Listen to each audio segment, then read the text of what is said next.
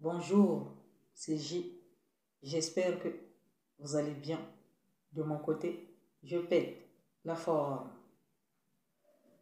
C'est la fin de la première partie de la vidéo La Renaissance, Botoka Yamona.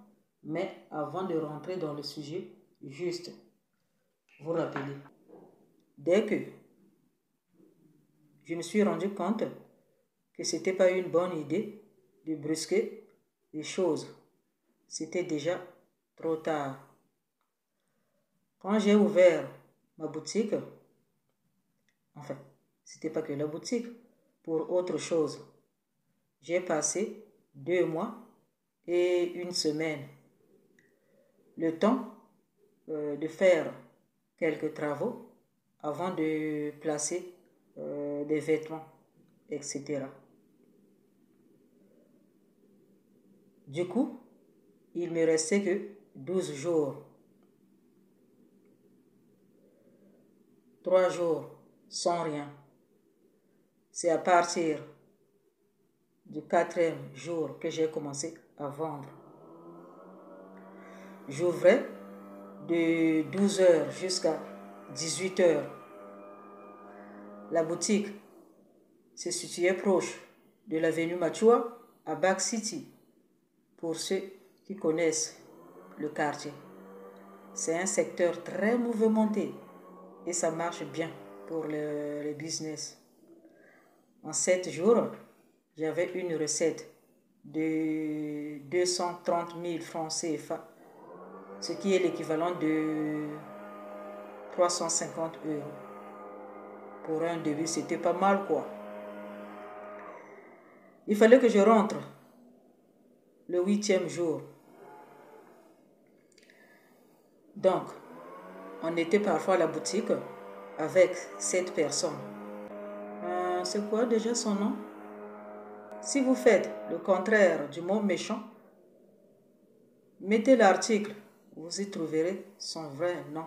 Moi, je l'appelle par Judas. Donc, il voyait comment les clients achetaient. Quand il n'était pas à la boutique, à son retour, il se précipitait de venir me demander combien j'ai fait comme recette. Et j'en avais marre. Et quand le mot me manque, je ne force pas à parler, que de regarder. De lui-même s'est rendu compte que c'était mal poli. Ce jour-là, il avait bien rangé ses griffes et s'excusa. Qu'est-ce que c'est réellement passé? Je vais vous le dire. Mais dans certaines situations, il faut éclaircir les détails. C'est comme dans cette vidéo. On y trouve parfois une réponse de ce que vous cherchez. En fait, j'avais une idée de la personne qui allait gérer. Il le savait que je ne le portais plus comme avant. Il m'avait posé la question.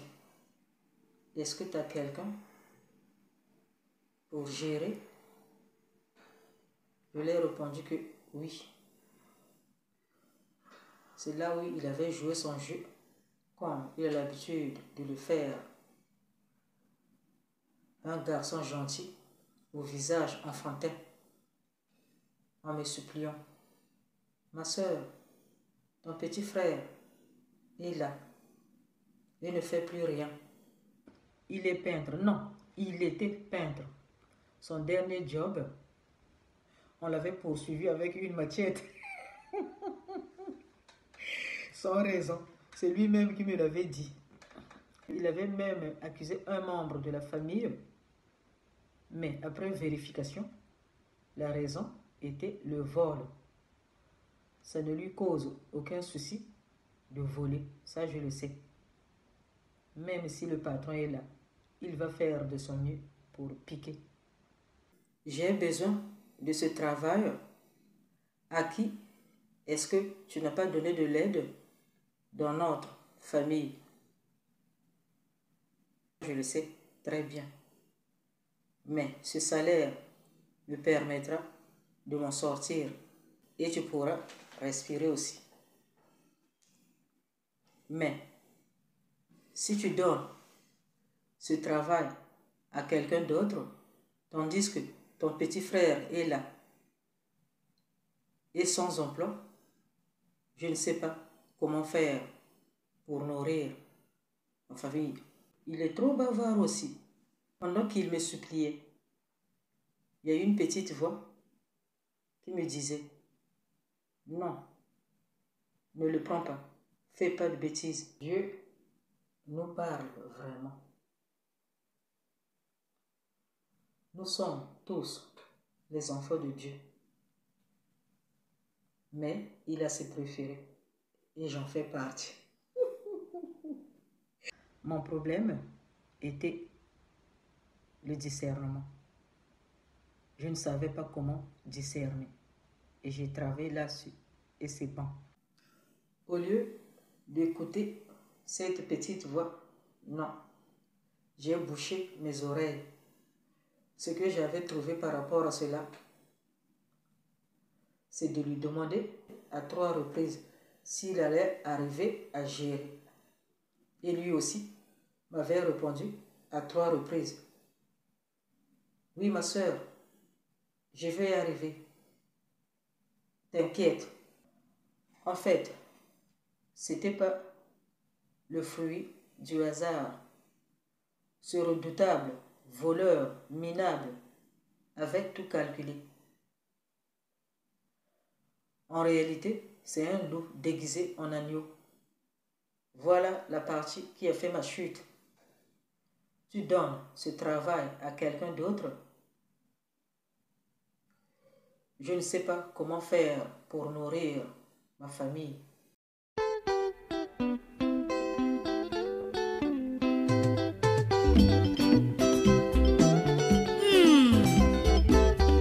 Mwana ya mbanda beta ye boko malembe noki te akoya kobelela mboka mobimba toyokani.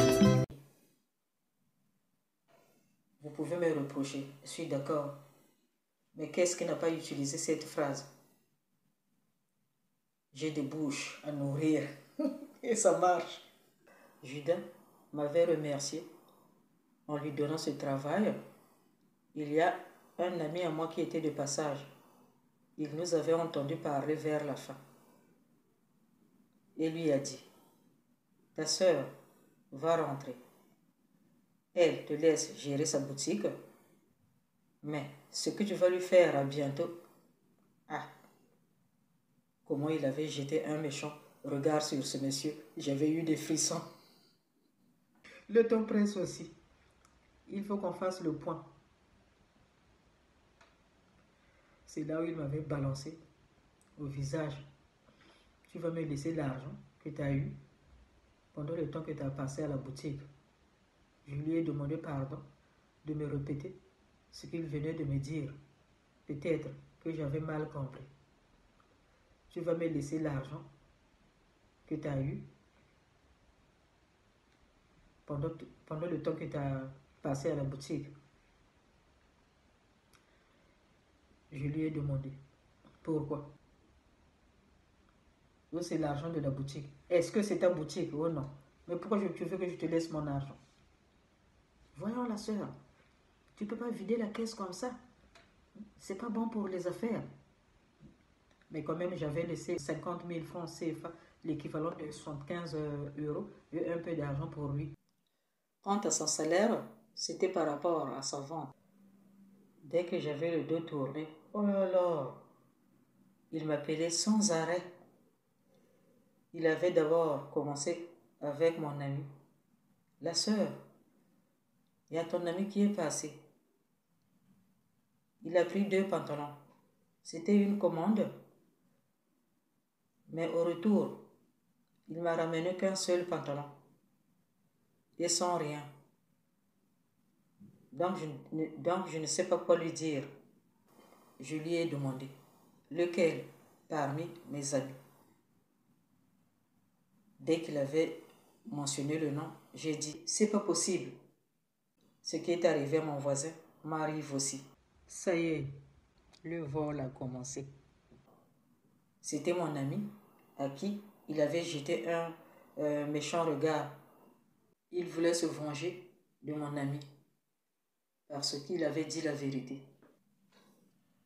J'avais mis ça de côté car je savais que c'était un mensonge. Et pour ne pas abîmer l'amitié. Ce type est un pervers et un grand manipulateur. En fait, il voulait créer la division entre moi et mon ami pour mieux régner. Parce que il était toujours dans le secteur. Pour lui, c'était un poteau gênant. Comme il avait tapé à côté, après, c'était un problème après l'autre.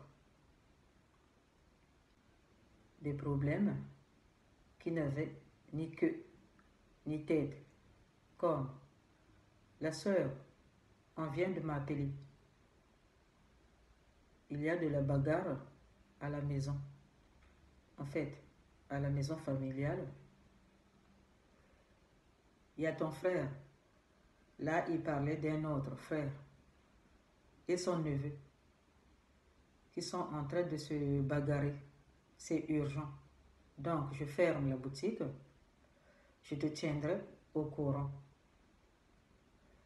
Il compose mon numéro. Allô, Sœurette, je suis de retour.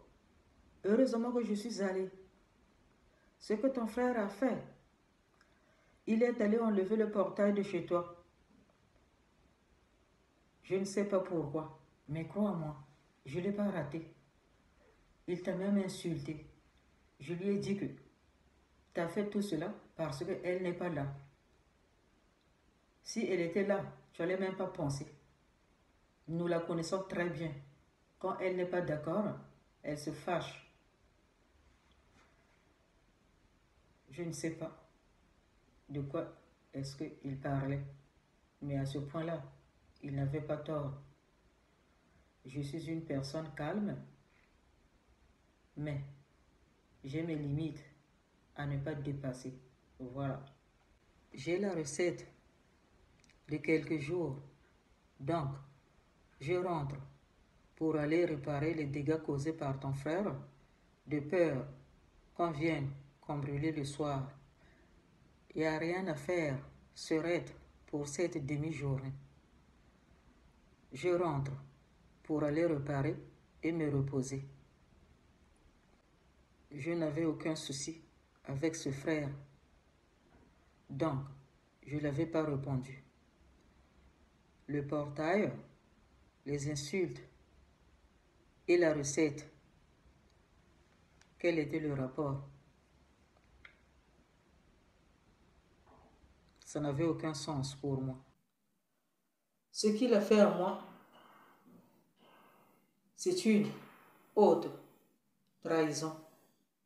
En toute puissance, il fait partie de ceux qui trahissent avec ou sans raison, se cacher derrière un arbre et vous pointe du doigt.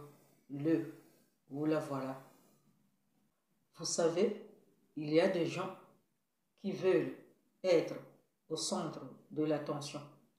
Dieu ne les aime pas parce qu'il sait que ça ne vient pas de lui. Voilà pourquoi ils ne vont pas loin. C'est le cas de Judas.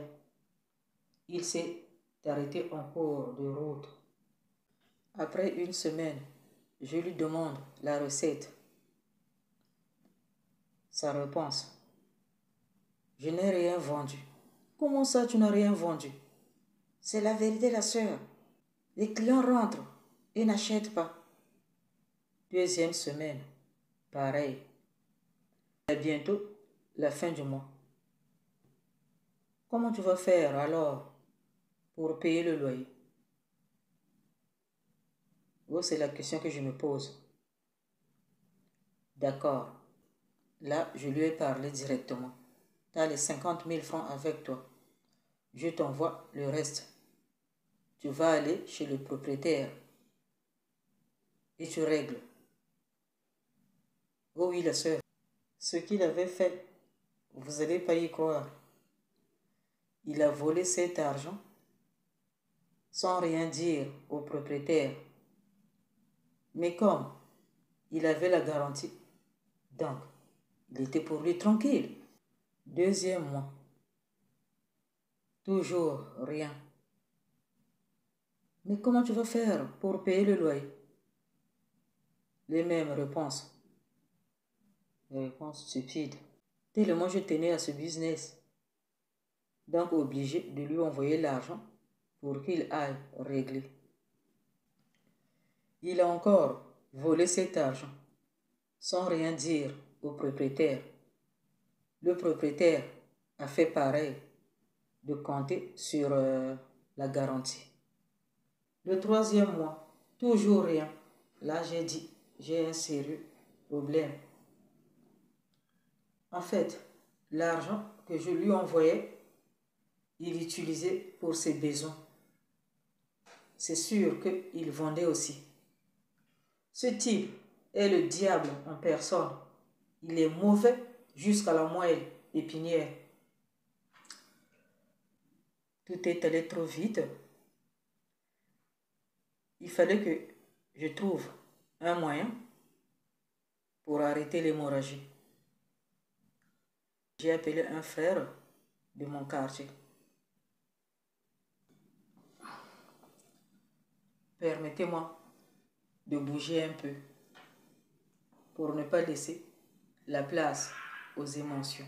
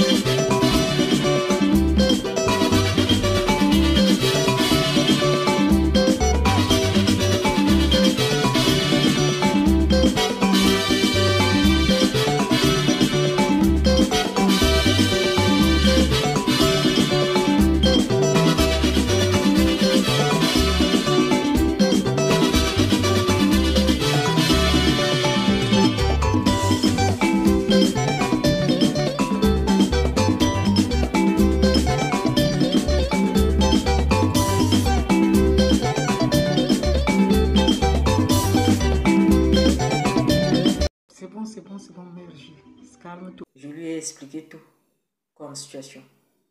Il est allé voir le propriétaire. Le propriétaire lui a dit, je croyais que madame voulait fermer sa boutique puisque son petit frère a utilisé tous les 3 mois de garantie.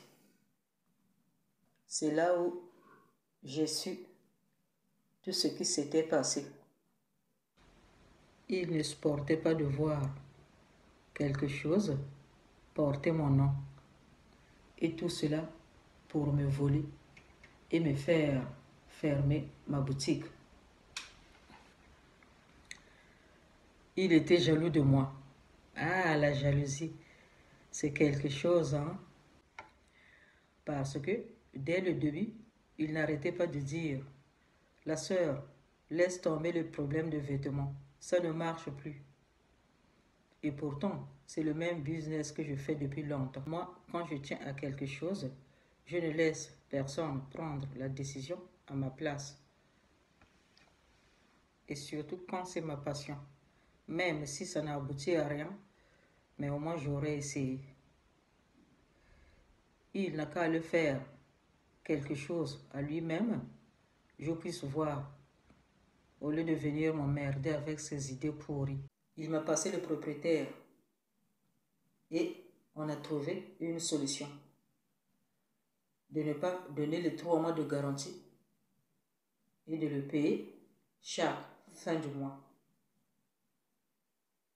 C'était très sympa de sa part. Il me faut une solution. Je ne veux pas entraîner d'autres membres de la famille dans cette histoire, puisque je l'avais cherché moi-même. Et tout cela derrière Judas. C'était ma faute. Entièrement ma faute d'avoir eu pitié d'un frère qui n'arrivait plus à payer les frais de scolarité de sa fille et de faire nourrir sa famille. Voilà où est-ce que ça m'a emmené. Et j'ai cette habitude. Si j'ai un problème, je ne panique pas, mais plutôt de chercher comment résoudre ce problème. Par la suite, j'ai dit à mon frère d'aller attendre un jeune homme à côté de la boutique. J'ai appelé ce petit.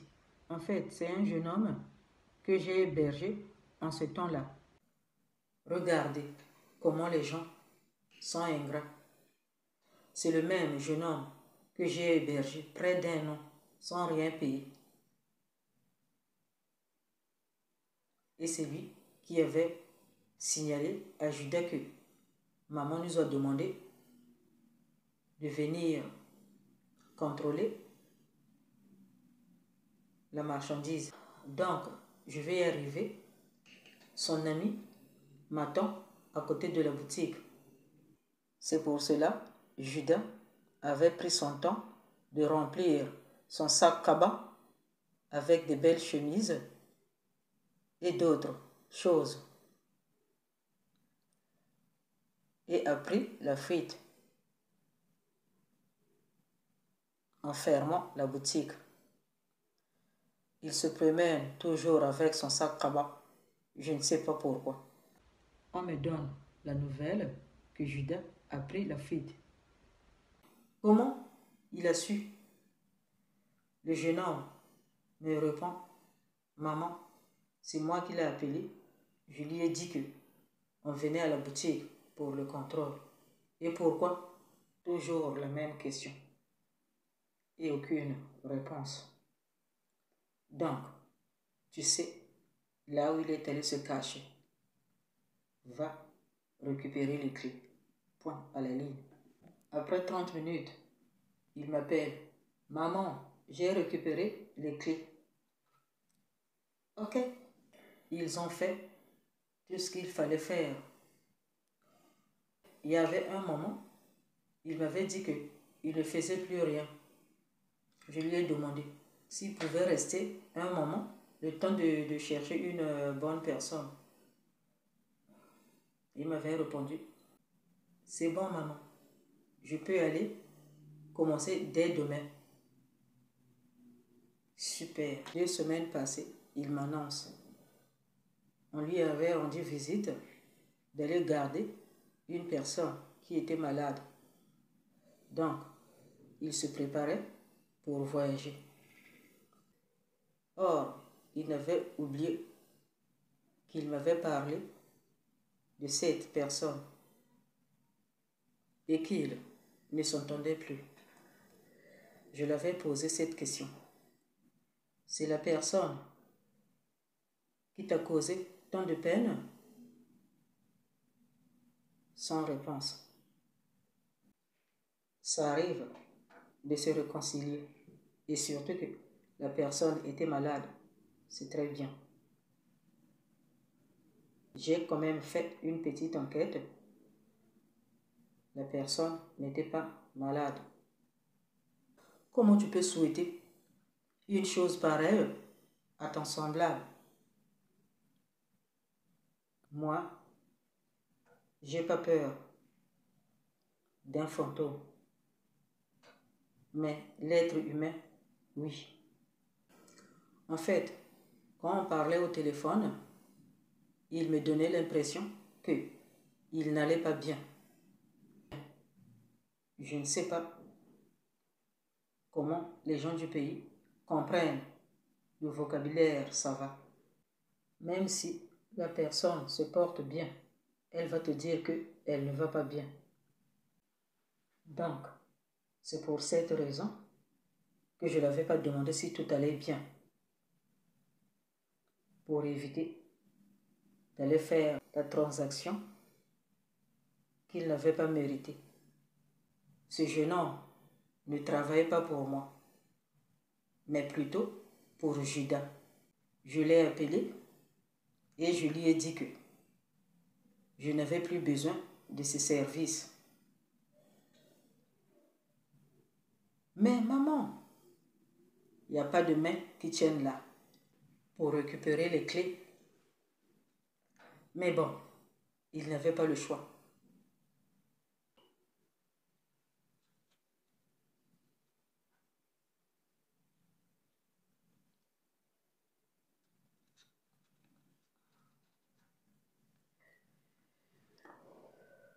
On s'arrête là pour aujourd'hui. C'est la fin de la première partie de la vidéo La Renaissance. Botuka Yamona. G, la charmante, luxueuse femme d'affaires internationale qui est sur les traces de sa maman. La dame de fer. G, c'est la classe. Thank you all. See you soon.